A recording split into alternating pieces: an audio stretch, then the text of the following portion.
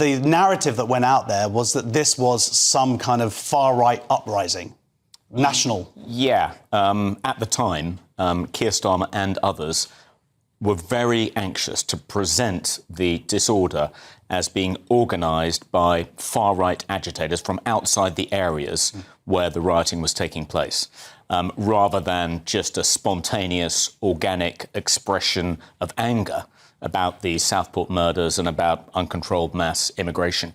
And part of that official narrative was it's the far right spreading misinformation as well, which is prompting these outbreaks of disorder. Nothing to do with actual discontent, public anger about the government's failure to control immigration and protect our borders.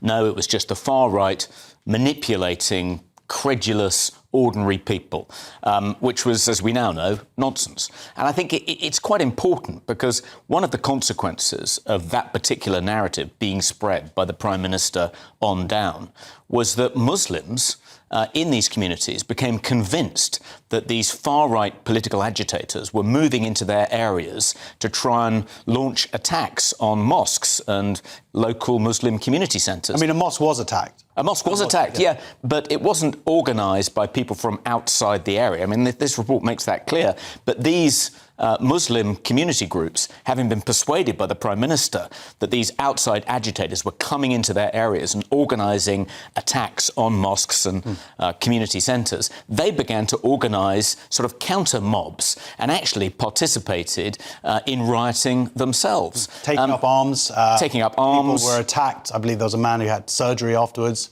who was in a beer garden. So you could argue that Keir Starmer actually was guilty of spreading harmful misinformation, which the government has made an offence under the Online Safety Act. It's a rule of thumb now that if someone in a position of authority, particularly someone on the progressive left, accuses the far right of spreading misinformation, actually it's a form of projection. And the people guilty of spreading misinformation, and in this case harmful misinformation, were the authorities.